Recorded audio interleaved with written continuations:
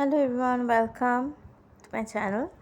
Today we will be discussing class 12 computer science, first chapter, Python revision 2. So first we will be going ahead with the introduction, wherein it states that we have learned class 11, we have learned Python, how user friendly it is, and the concepts that we have discussed till now. So first concept that we had discussed in class 11 was tokens. What are tokens? Tokens, they are the smallest individual unit in a program, which is a token or lexical unit. So when I talk about an individual unit, that means something which has a complete meaning. Like what are the different kinds of tokens we have? We have keywords, which is like for is a keyword. Then we have identifiers, A1, so that is an identifier. Literals, the alphanumeric characters that we have, operators, plus, minus, and all the operators that we have, and punctuators, the punctuations that we have, punctuators.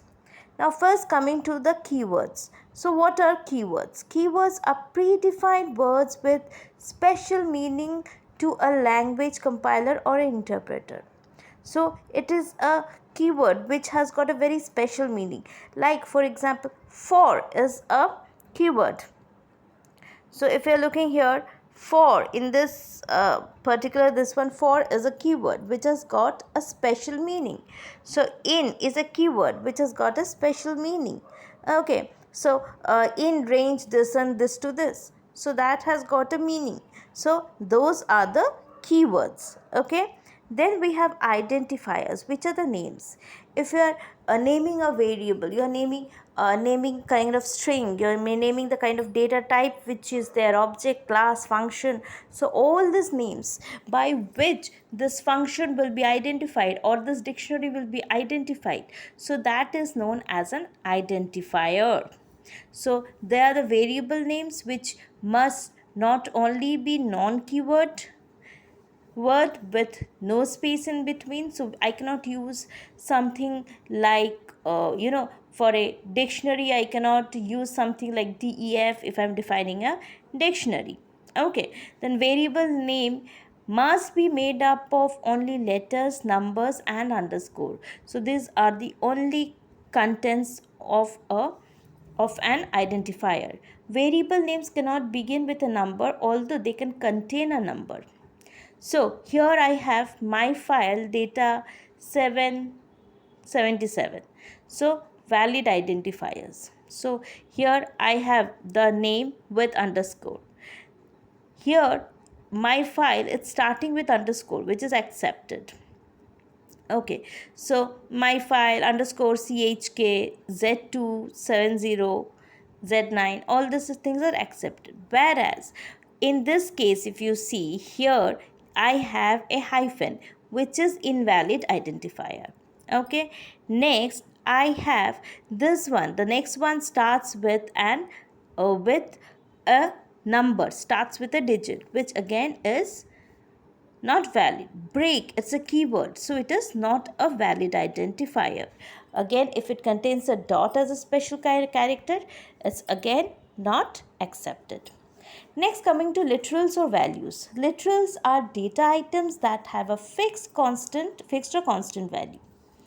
Now there are string literals, like single string literal is there, which must terminate in one line, that is a single string is there.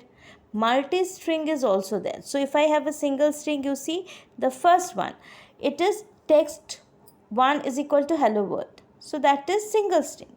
Now if I have a multi-string, so I have got two lines. So there is a slash, there is a backslash which is there. Okay, and if there is no backslash, so if I have triple quotes, if I'm putting it in triple quotes, here you see they have put it in triple quotes, then there is no backslash which is required. Okay, with multi-strongs with single quotes and double quotes, each line other than the concluding line has an end character as backslash. But with triple quotes, no backslash is needed. So now here we have, what are the escape sequence we have? Backslash, single quote, if you want to give a single quote, backslash single quote. I can have, if I want to give a double quote, I will give a backslash and double quote to print this double quote. ASCII bell, so slash, that's slash a slash b, so those things are being used. Next we have numeric literal. So int is used for signed integers, often called as integers or ints. They are positives or negative whole numbers, and the integer literals can be decimal form, that is 1 to 9. If there is octal forms, then I need to use these. In octal forms I need to use OO, that is 0 followed by an O, and hexadecimal I need to put a 0 and a X with it. So there I can use, they will identify that as hexadecimal. Then we have floating point literals, which has got decimals, that is 0.17. Okay, floating point literals or real literal floats. Then we have complex literals, which are of the form a plus bj, where a and b are floats and j represent root over -1. Then we have Boolean literals. Boolean literals means it has got true or false. We have got special literals, which is known as none. None means absence of value. There is no value in that, so that is none. Python can also store literals collections in the form of tuples and lists, etc. Then we have operators.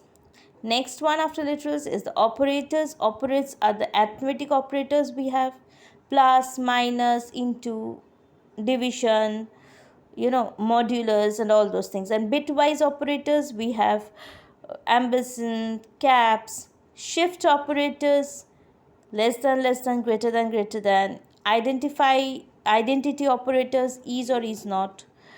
Then relational operators, logical operators, assignment operator is equal to, membership operator, in or not in, and arithmetic assignment operators. Okay, so there are various operators. Then we have punctuators. So these punctuators are symbols that are used in programming languages to organize sentence structures and indicate the rhythm and emphasis or of expression, statement and program structures. So these are the functions of punctuators. So most common punctuator we have all this single quote, double quote, hash, slash, brackets and all those things. So these are the various punctuators we have. So these are basically the tokens that are there in Python. So thank you.